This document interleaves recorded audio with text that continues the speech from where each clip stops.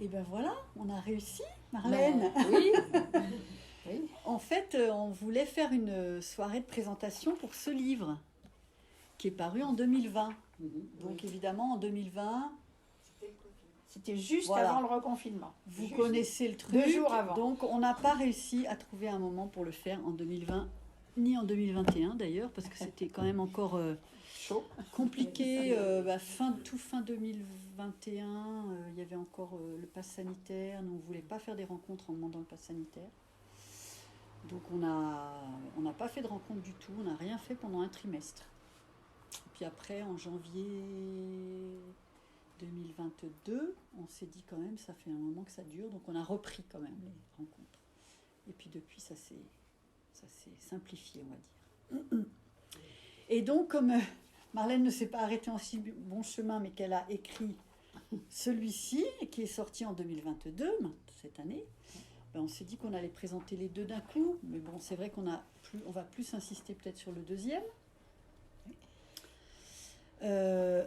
Alors, le premier, c'était des nouvelles, récits et nouvelles. Donc, il y a des choses qui n'étaient pas de la fiction dedans. Oui.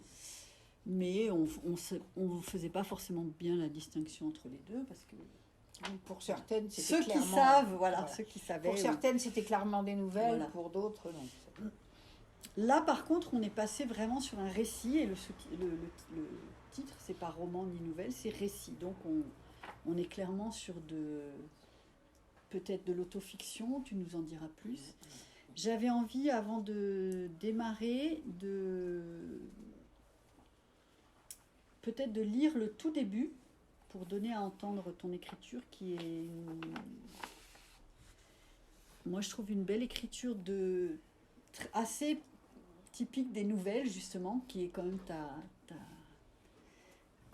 ta spécialité à plusieurs titres, puisque avant d'en écrire, tu as, ou peut-être en même temps d'ailleurs, tu as quand même été peut-être fondatrice, ça je me souviens non, plus. pas fondatrice, Voilà. pas fondatrice, mais dirigeante, continuatrice, continuatrice du concours de la nouvelle, du festival de la nouvelle de Saint-Quentin, en Yvelines, et du coup et membre aussi du Saint-Quentin en Aisne, dans l'Aisne, Saint-Quentin et membre du jury RFI aussi.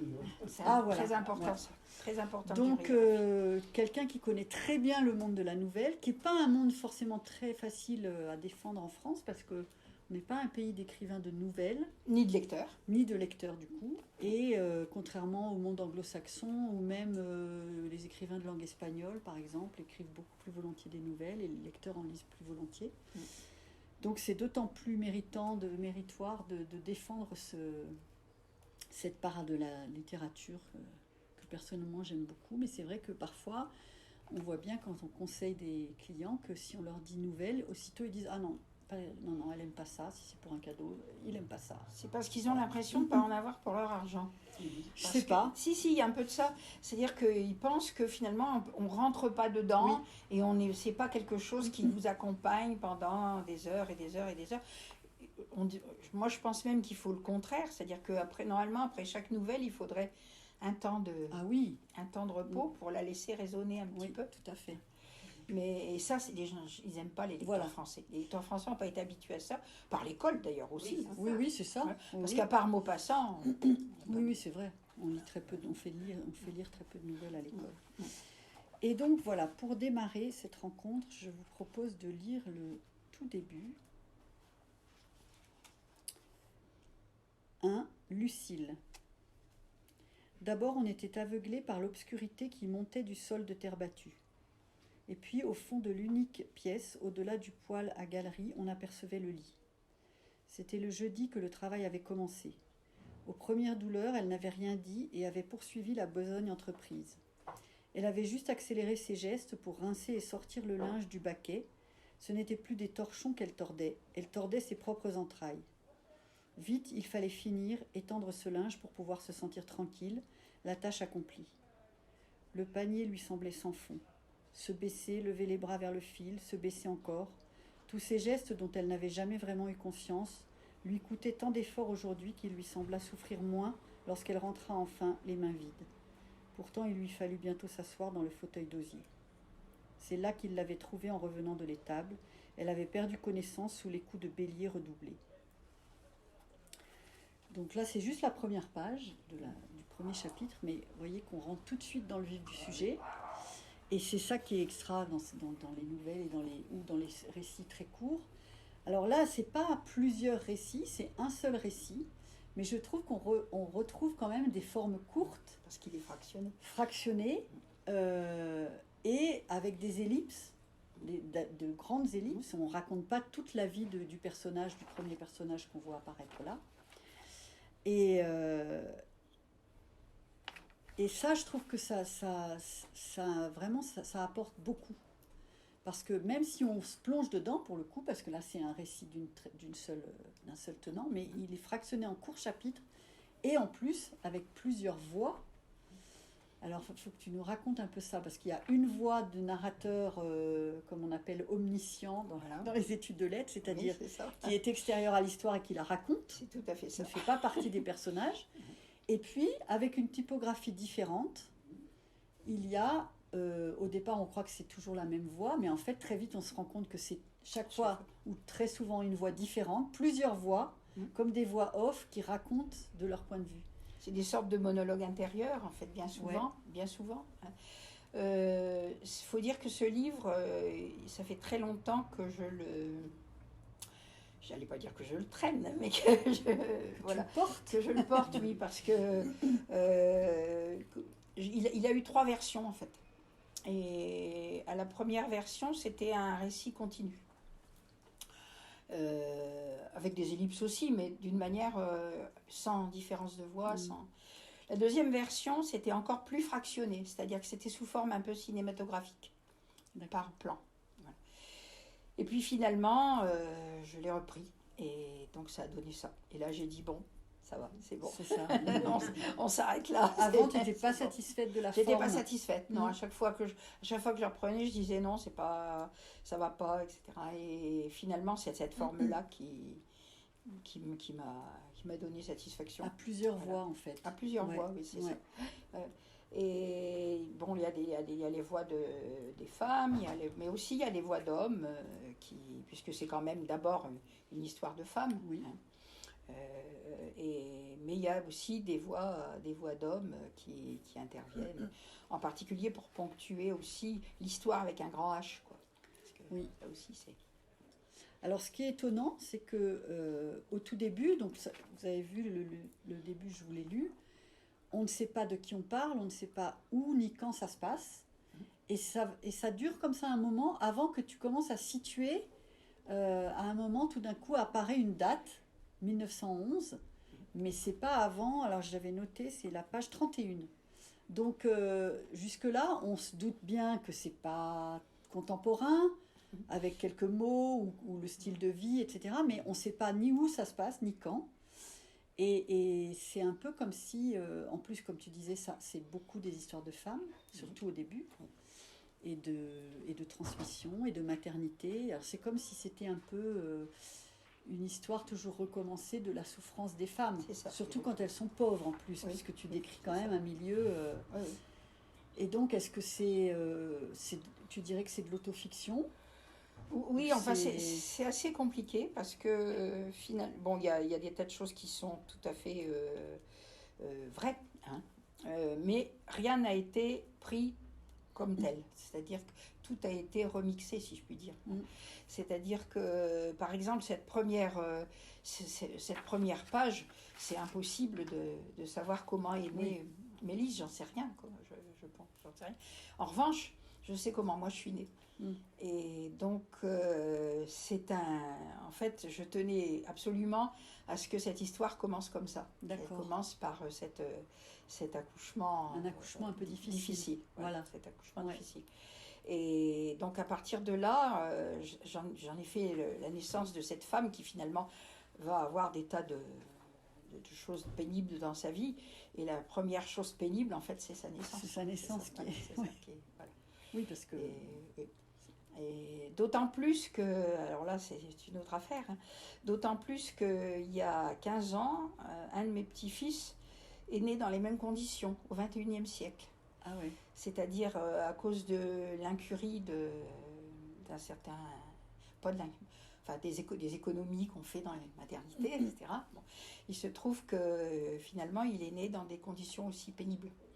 Et ça m'avait complètement révulsée. Je me suis dit, il faut le dire, ça quand même, il faut parler de ça. Parce qu'on parle jamais, on parle pas beaucoup des naissances dans les livres, Non. finalement. Les gens, ils arrivent comme ça, hein, ils sont là, c'est bien, tout va bien.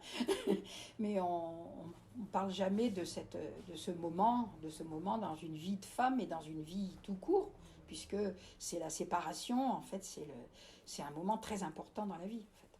Voilà. Qui conditionne beaucoup de la vie Conditionne beaucoup de ensuite. choses, Ouais,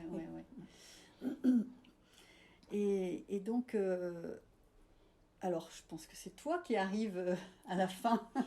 C'est ta voix qui termine. Non. Là, je crois que c'est un petit peu complexe parce que la voix qui parle à ce moment-là, c'est la grand-mère, c'est Marie qui va récupérer cet enfant, qui en fait va être rejeté par sa mère. Oui.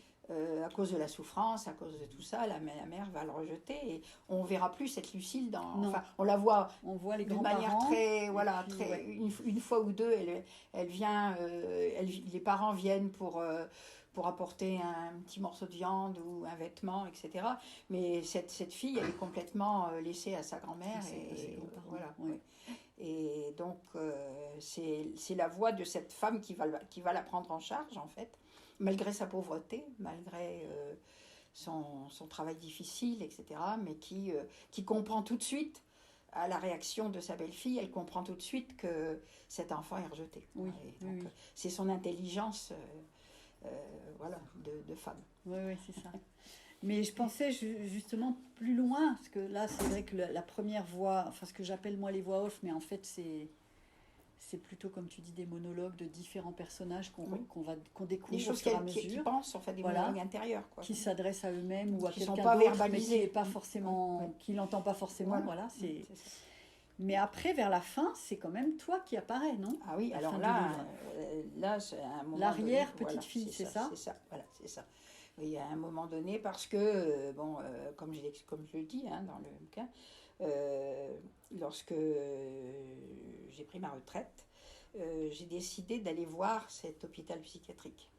Et donc, on est allé, puisque je savais que j'avais très peu de choses sur cette grand-mère, parce que j'avais 2 ou 3 photos. Ensuite, elle disparaissait même des photos. Il n'y a plus rien. Il y a plus elle a disparu, quand c'est bien, si je puis dire. Bon. Et quand on est allé visiter cet hôpital psychiatrique, on a demandé s'il était possible d'avoir son dossier. Alors après, tout un tas de démarches que je vous passe, parce qu'on n'a pas un dossier comme ça, même si c'est un dossier d'une pauvreté navrante. Il faut quand même montrer patte blanche, etc., me donner son hérédité et tout ça, enfin tout le bazar. Et finalement, j'ai obtenu, alors avec une déception énorme, j'ai obtenu une feuille. Voilà, une feuille comme ça. Une grande feuille, d'un registre, une feuille comme ça, comme je l'explique là-dedans. Oui. Et en fait, la manière dont la deuxième partie de la vie de cette femme était résumée à 4-5 phrases, ça m'a complètement révulsée. Et j'ai dit, c'est pas possible, on n'a pas le droit de faire disparaître quelqu'un comme ça des radars, quoi. C'était vraiment... Et donc à ce moment-là, j'ai dit, voilà, il faut lui redonner une vie. Voilà, c'est ça. Voilà. Et tu as fait beaucoup de recherches, parce que on voit que ça démarre sur la naissance de Mélise. Le personnage principal, c'est elle. Oui. On la voit évoluer dans sa vie, grandir, se marier, avoir un fils, etc. Et puis ensuite, pendant la guerre, elle recueille, enfin, elle accueille un petit Parisien en pension qui ensuite lui est repris comme ça, d'une manière brutalement, alors qu'elle s'y était vraiment beaucoup attachée. Oui. Donc là encore, c'est une séparation brutale. Voilà. Et pour reconstituer tous ces épisodes de sa vie que tu racontes, est-ce que tu as pu retrouver des choses, ou est-ce que c'est beaucoup de l'imaginaire du coup? Alors c'est des choses que j'ai entendu raconter quelquefois d'une manière allusive, ou d'une manière qui était pour d'autres personnages, etc. En fait, tout ça, c'est un mélange. Hein. Ce qui m'intéresse dans l'écriture, c'est justement cette recomposition. Si c'est pour raconter quelque chose de A à Z comme ça s'est passé, ça n'a aucun intérêt. Ce qui est intéressant, justement, c'est de faire un peu comme fait un mosaïste, c'est-à-dire on fait une couleur, on la casse, on la met de côté, puis après on prend un petit bout de chaque et on reconstruit quelque chose, on invente quelque chose. C'est ça qui est intéressant. Donc il y a plein de choses qui sont vraies, mais qui ne sont pas forcément dans... Mais l'histoire du petit Parisien, ça c'est vrai. Oui. Et c'est ce qui a été d'ailleurs chez elle la grosse rupture, puisqu'il y a eu ce blocage à Paris. C'est après ça qu'elle s'est retrouvée en hôpital psy. Quoi. Ouais. Et si j'ai bien compris, à un moment tu en parles, c'est une chose qui a été assez courante pendant la guerre. Oui, que des enfants soient un peu... Oui, les parents ont demandé à un certain moment donné, ils ont été autorisés à les reprendre. Et alors donc il y a eu cette... Je ne sais pas si vous voyez où est la Picardie, hein. Je ne sais pas si vous voyez où est Annemasse. Hein. Oui, c'est pas pareil, elle est partie avec ce gosse, seule avec cet enfant de la Picardie. Ces convois de femmes accompagnées d'enfants passaient par la Suisse, donc par Annemasse, revenaient par le nord de la France et redescendaient sur Paris. Donc c'était pour une femme qui n'avait jamais quitté son village, ça représentait un courage extraordinaire, quoi, parce qu'elle ne veut... Alors certaines... Alors ça, j'ai fait des recherches dans des bouquins, hein, parce que bon, je l'ai pas inventé, mais certaines femmes accompagnatrices ont laissé les enfants à Annemasse, où la Croix-Rouge s'en est chargée et les a ramenés jusqu'à Paris. Mais elle n'a pas voulu. Elle n'a pas voulu quitter cet enfant, et elle a dit, je le remettrai qu'à ses parents. Et donc, c'est ses parents qui l'ont confié, je le remettrai à ses parents, et voilà. Et c'est pour ça qu'elle a fait tout ce périple, et que ça a complètement bouleversé sa vie, en fait. Et aussi cette séparation brutale avec cet enfant. Oui. C'est pas que le voyage en lui-même, j'imagine. C'est ça. Donc Alors ça, j'ai compris. Bien sûr, la rencontre avec les parents, le grand-père, tout ça, c'est totalement inventé. Ça, y a pas de... J'avais aucun élément là-dessus. C'est complètement inventé. Mais ça, c'est ton droit le plus strict en tant qu'autrice. Les gens, on est obligés de subir la vie. Alors après, quand on écrit, on fait ce qu'on veut. C'est ça.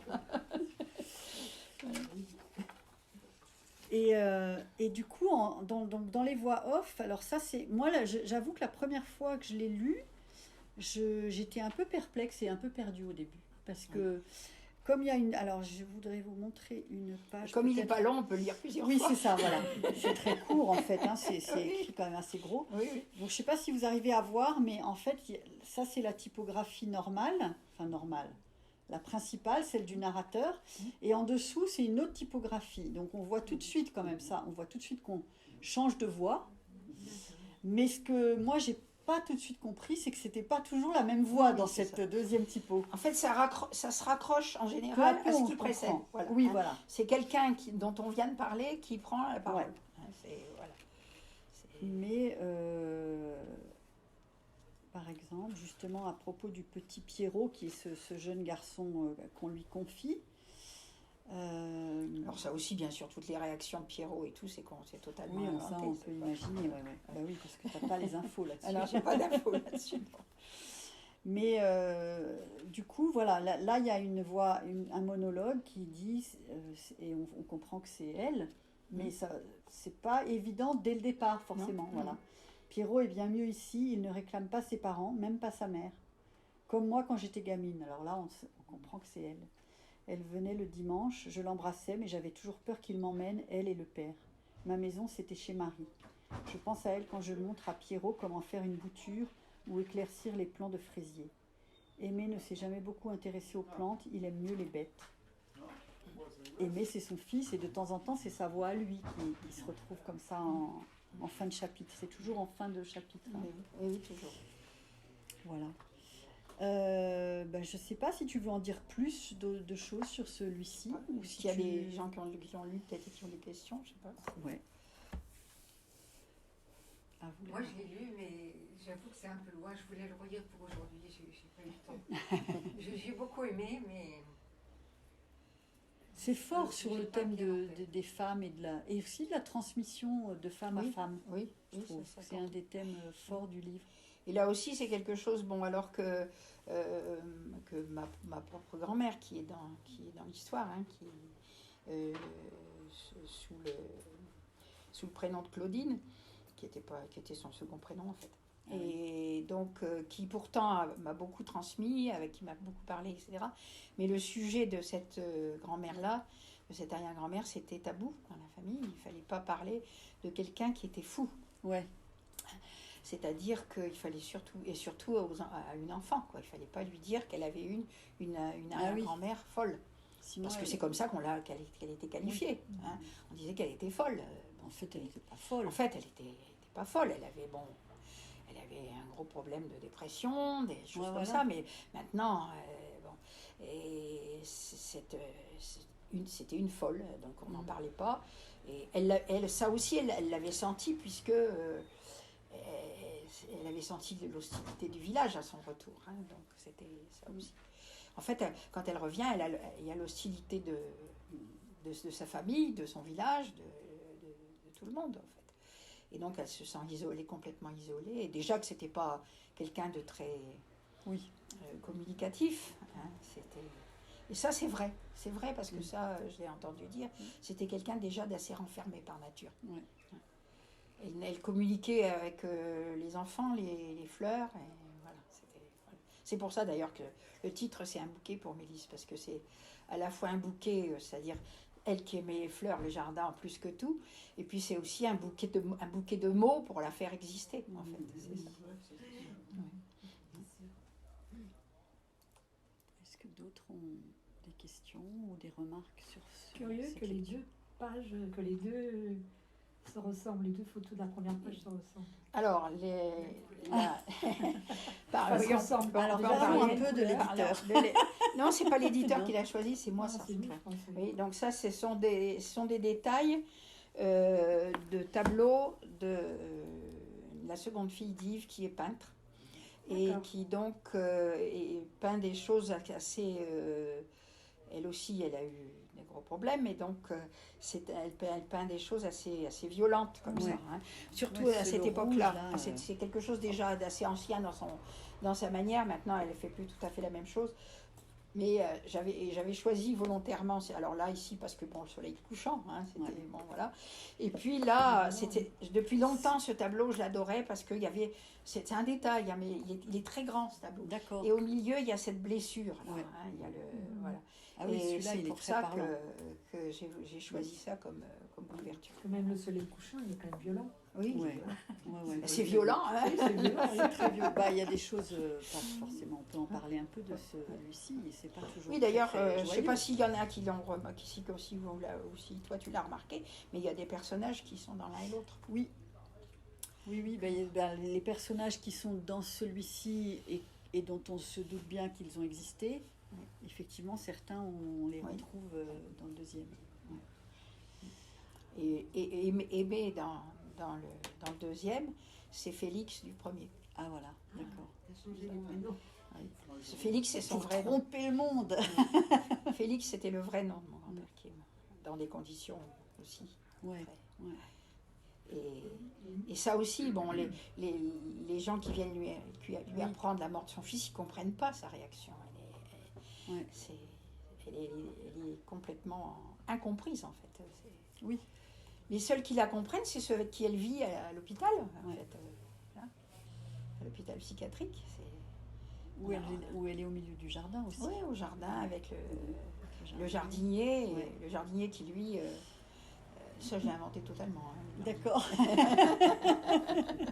Mais j'avais envie qu'elle rencontre quelqu'un d'aussi blessé qu'elle, mais d'une autre manière, quoi. Moi, ce que je voudrais signaler dans l'un comme dans l'autre livre, c'est la qualité de l'écriture. C'est un véritable bonheur. Parce que on voit les pavés de 500 pages, 700 pages, qui sont écrits n'importe comment, et que là, dans un petit fascicule, c'est un véritable bonheur. Ah, moi, oui. J'ai lu et relu, je dirais, uniquement pour la forme. Bon, le fond, bien entendu, mais ma relecture, c'était le bonheur, le plaisir de la forme. Et ça, je voudrais remercier l'auteur. Ben, c'est-à-dire que je sais pas écrire autrement, quoi. Voilà. D'abord, je sais pas écrire long. Ouais. Aussitôt, j'ai l'impression que c'est délayé, qu'il y en a trop. Et puis c'est la richesse du vocabulaire, Oui, mais la précision d'un certain nombre on peut de être mots. précis comme ça que si on fait court, sinon ça peut prendre 25 ans. Oui, c'est ça. Et je peux plus me le permettre à mon âge. Oui, si. Mais oui, pour moi, ce qui est important, effectivement, c'est que bon, là-dessus, je suis assez d'accord. Je ne sais pas si vous connaissez Marie-Hélène Lafont, Oui. qui a d'ailleurs écrit plutôt court, qui connaît mes livres et qui les a aimés aussi d'ailleurs, et qui travaille aussi comme ça. Elle dit toujours, il ne faut pas qu'il y ait un mot inutile, pas un mot de trop, Oui. pas un mot de plus. Voilà, il faut que ce soit économe. Mais néanmoins, avec une grande richesse de vocabulaire, et même de vocabulaire du terroir. Enfin, il y a pas mal de mots. Sans que ce soit non plus folklorique. Non, Parce bah, que bien parfois, sûr, il y a bien sûr. ce qu'on appelle la littérature de terroir. Oui, c'est justement, pas régionaliste. ou non. régionaliste, où on met un maximum de mots pour bien faire du coin, alors Oui, quel que oui, soit le tout à coin, fait. mais c'est pas très intéressant au niveau ni de l'intérêt de la lecture, ni au niveau littéraire. Mais c'est ce que tu disais tout à l'heure, ça m'a fait penser à un entretien que j'ai lu dans le Monde des Livres de Mathieu Bellesi. Je ne sais pas si tu as vu passer ça, qui a écrit un livre qui sort la rentrée, et qui est sorti à cette rentrée, et qui parle de la colonie algérienne, la colonisation de l'Algérie avant, fin du 19e, quoi, et même milieu du 19e. Et il dit pareil qu'il a mis du temps avant de trouver la forme. Et en fait, ce qui compte, c'est de trouver une forme qui va avec ce que tu veux dire. Voilà, et c'est là où ça fait littérature. Et lui, il dit aussi qu'une fois qu'il a trouvé les deux voix, parce que c'est aussi un livre avec pas plusieurs, mais deux voix, un chapitre d'une voix, un chapitre d'une autre voix, et là, c'était bon. Et avant, il piétinait, Voilà, c'est ça. Voilà. Oui, parce qu'à un moment donné, on a besoin des mots, parce que les mots du narrateur omniscient, comme tu disais, hein, c'est bien, mais c'est un petit peu dépourvu de chair. Ouais. Alors que dès qu'on donne la parole à l'un des personnages, bon, c'est une réaction chaude, c'est des choses plus... Mais c'est la forme qui fait la Puis ça littérature. permet aussi, même sûr. pour la personne qui écrit, ça permet aussi de dire d'autres choses, avec d'autres voix, de sortir de son rôle, quoi, un petit peu. Voilà. Après, il n'y a pas que la forme courte qui fait des belles choses non. en littérature. Ah, parfois non, C'est heureusement. juste une question Heureusement. d'adéquation Bien entre sûr. forme et fond, et suivant les auteurs. Et puis voilà, puis il faut savoir faire. J'ai bien connu une nouvelliste que je vous engage à lire, qui était vraiment quelqu'un de très bien, qui malheureusement maintenant n'est plus là, mais qui s'appelle Annie Saumon, et qui était aussi une femme de l'hypercourt. Hein. Et elle disait toujours, je me dis, ah ben ça, là, ce sujet-là, oh là, je sens que ça va, je vais pouvoir le développer, ça va être extraordinaire. Et puis elle dit, quand j'arrive à la 5e page, je me dis, bah finalement, ça y est, j'ai tout dit. Et c'est un peu pareil, parce que bon, j'ai l'impression toujours que, bon, voilà, j'ai tout dit, quoi. Bon, je suis un peu pareil, d'ailleurs, à l'oral. Hein. J'ai quand même été prof, hein, mais bon. Ouais. Est-ce que tu veux nous parler un tout petit peu de l'autre aussi, du précédent ? Oui, alors là, c'est plus difficile parce que c'est très fractionné. Hein, donc, il est construit en 3 parties. Hein, donc, une première partie qui s'appelle apprentissage, si je me souviens, je l'ai pas relu. Donc, je l'ai pas repris non plus. La première partie, donc, c'est apprentissage. Donc, apprentissage au pluriel, oui, parce que donc c'est différentes manières de rentrer dans la vie et d'apprendre des choses, d'apprendre des choses avant de s'engager vraiment dans le gros de sa vie. Et donc, les deux premières nouvelles, plus que 2, même 1, 2, 3, 4, 5, il y a toutes les histoires liées à la religion aussi. Hein. Après, il y a les études, et après, il y a une expérience, l'expérience d'aider une fille à avorter. Et ça, ça a été pour moi aussi un grand apprentissage que le passage par le planning familial. Je suis restée un certain temps. Et finalement, c'est aussi apprendre quelque chose sur les autres, sur la nature humaine, etc. Donc c'est pour ça que c'était la dernière de l'apprentissage, avec celle sur la mer, mais ça, c'est apprendre de la nature, là, apprendre quelque chose de la nature, hein, de la mer. La deuxième partie, donc histoire, alors là, c'est beaucoup plus disparate, parce que c'est ou des personnes que j'ai rencontrées, ou des histoires complètement inventées. Par exemple, Marius, c'est totalement une histoire inventée. Le solitaire aussi, quand j'avais présenté à l'atelier lecture, on en avait parlé beaucoup. Voilà, il y a comme ça des histoires qui sont totalement inventées. Puis il y en a d'autres, c'est des rencontres, des personnages. Alors à partir d'une rencontre, bon, j'ai beaucoup travaillé sur celui-là. Bon, c'était pendant le Covid, hein, donc. Et là, j'ai fait pas mal de recherches, même historiques, parce que même si je développe pas beaucoup l'histoire, parce que je suis pas trop, voilà. J'ai longtemps subi les cours d'histoire. Et donc, mais par moments, c'est quand même indispensable d'avoir des fondements réels, pour pas raconter de bêtises, quoi. Voilà, c'est ça. Donc, quelquefois, on est obligé de chercher longtemps pour trouver pas grand-chose, mais bon, voilà. Et donc là, c'est que des histoires, des rencontres qui sont liées quelquefois aussi à la grande histoire, quelquefois non. Voilà, puis des personnes rencontrées, etc. Voilà. Et puis la dernière partie donc, qui s'appelle méditation. Méditation, c'est peut-être un peu pompeux, mais bon, pourquoi pas, hein. Là, c'est très à la mode. C'est finalement une sorte de réflexion arrivée à cet âge-là, quoi, au soleil couchant, hein. C'est-à-dire essayer de réfléchir un peu sur la vie, quoi. Voilà, donc comment il a été construit, en fait. Ouais. Et tu dis que tu l'as écrit pendant le confinement, mais en même temps, tu disais avant que tu l'as écrit depuis très longtemps. Oui, mais il y a donc c'est des choses que tu tu très avais vieilles nouvelles, mais que j'ai forcément toujours retravaillé. Jamais j'ai donné quelque chose comme ça, hein. Ça a toujours été retravaillé. Par exemple, la dictée, c'est une très vieille nouvelle, mais elle a été complètement simplifiée, reprise dans le sens de la simplification. Parce que c'était un personnage aussi important de mon enfance, quoi. Moïse Daguerre aussi. Et puis, l'histoire de la communion privée et de l'hostie, bien sûr. Qui n'a pas essayé de dégager une hostie de son palais sans y mettre les doigts. C'est vrai qu'on se rappelle toujours des souvenirs tout de suite. Et du coup, question évidente à la suite de ça, c'est qu'est-ce que tu nous prépares? Est-ce que tu as des choses en cours? Un autre recueil.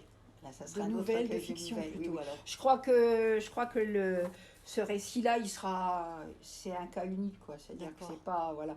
C'était quelque chose que je voulais absolument faire, qui me tenait à cœur, qui était vraiment, ancré. J'avais besoin de m'en débarrasser quelque part. Hein, j'avais besoin que ça sorte. Donc maintenant que ça c'est sorti, je vais pouvoir me remettre aux nouvelles. Donc tu as des choses déjà prêtes, hein, ou à peu près? Oui, j'en ai quelques-unes de prêtes, oui.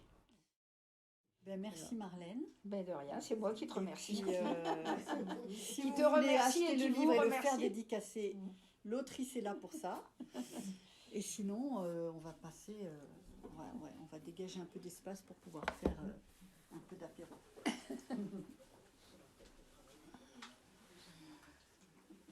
Voilà.